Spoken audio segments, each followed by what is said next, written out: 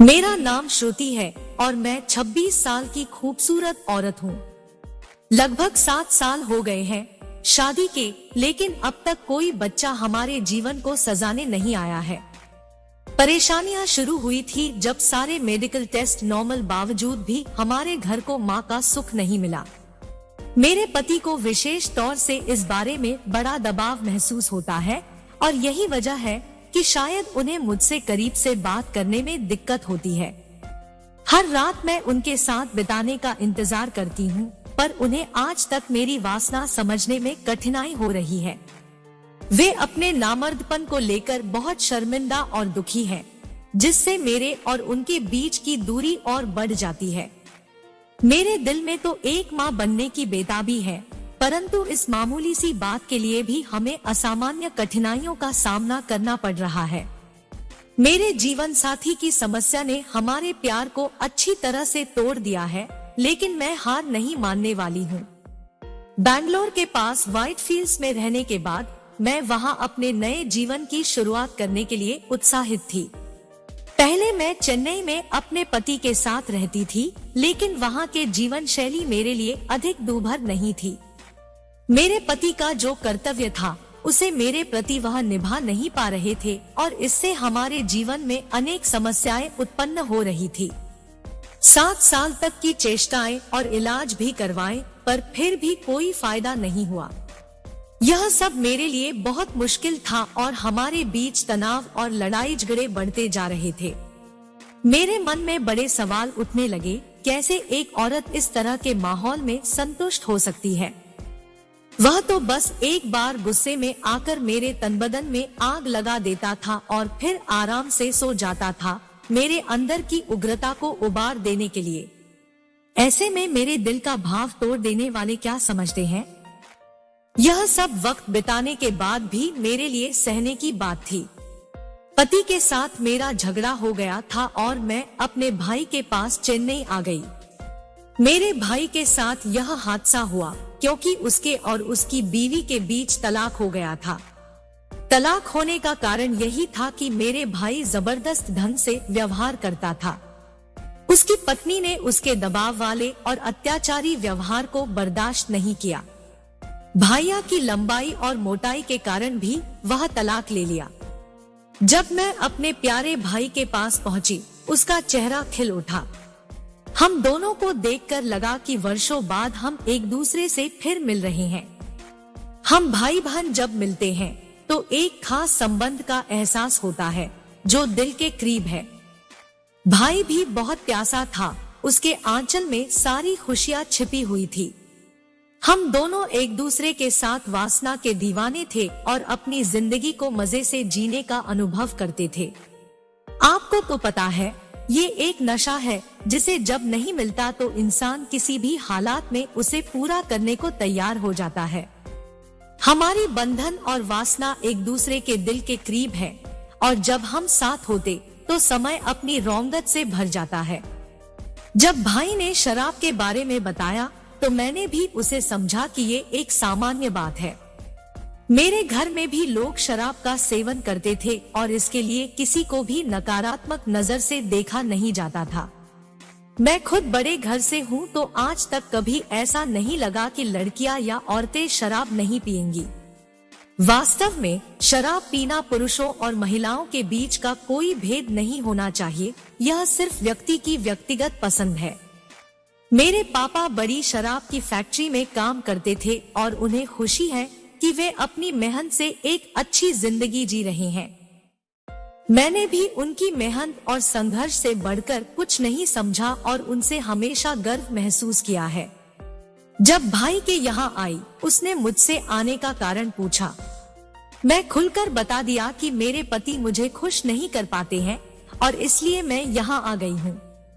भाई ने समझने वाले अंदाज में कहा, कोई बात नहीं, तुम जब तक चाहो यहाँ रह सकती हो, हमें इसमें कोई दिक्कत नहीं है। उस रात हम दोनों अधूरी खुशियों के साथ आए थे।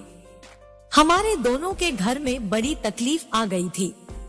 हम एक दूसरे के समर्थन में ही अपने आंसू बहा रहे थे। हम भाई बहन एक दूसरे के लिए ही सारी दुनिया को भूल जाते थे। रात बढ़ रही थी और हम दोनों के बीच की बातें बढ़ती जा रही थी। हमने दारू मंगवा ली और उसे पीने लगे।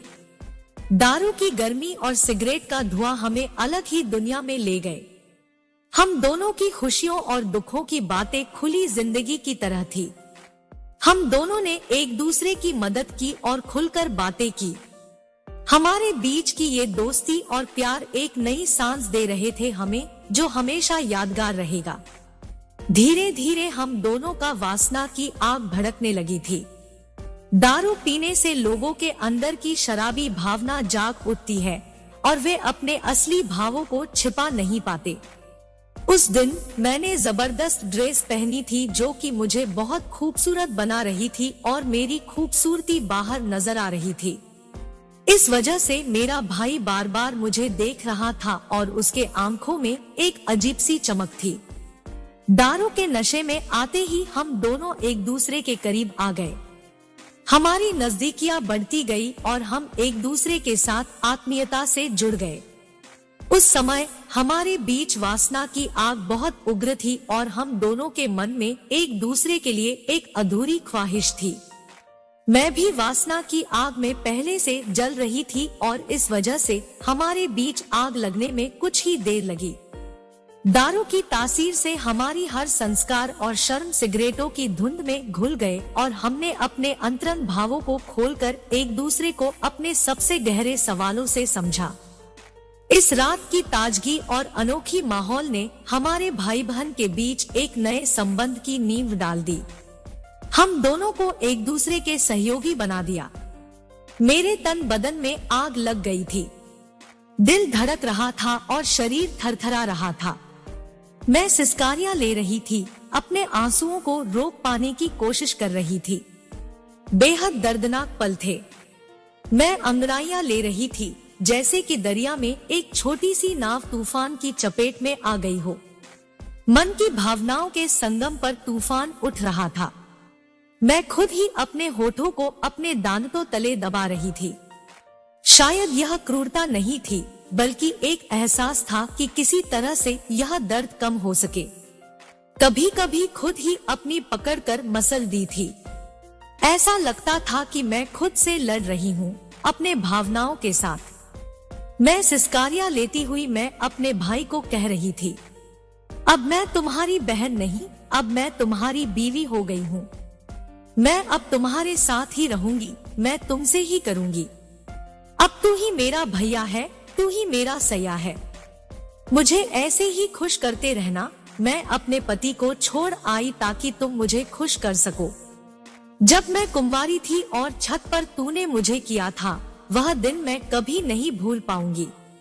हम दोनों ही नशे में थे और एक दूसरे को खुश कर रहे थे। हंसते मुस्कुराते गाते गाते बीता वह समय। करीब 1 घंटे के बाद हम दोनों ही थक कर एक स्थल पर खड़े हो गए। साथ में बिताए गए पलों की मिठास आज भी याद आती है। आखिरी नगमे गुलाबी धुएं के बीच हम दोनों ही सो गए। वह नींद की गहराइयों में ढलते ढलते जिंदगी की कुछ सबसे खूबसूरत अनमोल लम्हे बिता दिए। आज तक इतने जबरदस्त तरीके से मेरी गर्मी को शांत किसी ने नहीं किया था। उस रात के माहौल की खास यादें मेरे दिल को छू गई।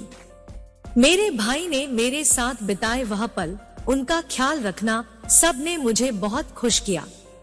आज मैं बहुत खुश थी और उम्मीद करती हूँ आगे भी खुश रहूंगी, क्योंकि भाई ने मेरी आग को बुझा दिया और आगे भी बुझाता रहेगा। उनके साथ बिताए वह पल मेरे लिए अनमोल है और वह हमेशा यादगार रहेंगे। भाई ने मुझे समझा, मेरे दर्द को बांधा और उनके साथ मैंने सच्ची खुशियां पाई। उनका साथ मेरे जीवन की रौनक बनेगा और मैं हमेशा उनके साथ खड़ी रहूंगी। मैं अपनी दूसरी कहानी जल्द ही इस चैनल पर डालने वाली हूँ। वास्तव में यह एक खास पल है कि आपके साथ मैं अपनी अनुभूतियों को साझा कर सकूं।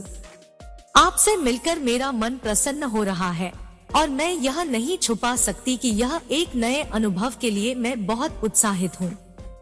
तब तक, जब तक कि मेरी कहानी को आपके सामने रखने का समय नहीं आता, मैं आप सभी को मेरा प्यार भरा नमस्कार भेजना चाहती हूँ।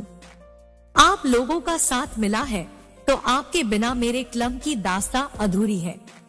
मेरे लिए आपसे जुड़ना, आपकी प्रतिक्रिया सुनना और आपके साथ अपनी कहानी बांटना अद्भुत अनुभव है। अपनी दूसरी कहानी में मैं एक नए सफलता के सफर को अनुभव करने के बारे में बताने जा रही हूँ। मेरे दिल की आस यही है कि आप इस कहानी को भी दिल से पढ़ेंगे और सुनेंगे। वीडियो को पूरा देखने के लिए आपको तहे दिल से शुक्रिया है। आपने मेरी कहानी को समझा, मेरे संवेदनशील एहसासों को समझा और इसे समर्थन दिया। आपकी प्रतिक्रिया का मुझे गर्व है और मैं आपके प्यार और समर्थन के लिए आभारी हूँ। जाते जाते आप इस चैनल को सब्सक्राइब करें और नोटिफिकेशन बेल दबा दे ताकि आने वाले हर एक वीडियो का नोटिफिकेशन आपको मिलता रहे। आपका साथ और आपकी प्रतिक्रिया मेरे लिए मूल्यवान है और आपके प्यार के बिना मेरी कहानी अधूरी है। आपसे मिलकर हमेशा मुझे साहस मिलता है और आपके प्यार के साथ जुड़ी हर खबर का मैं इंतजार करती हूँ। धन्यवाद।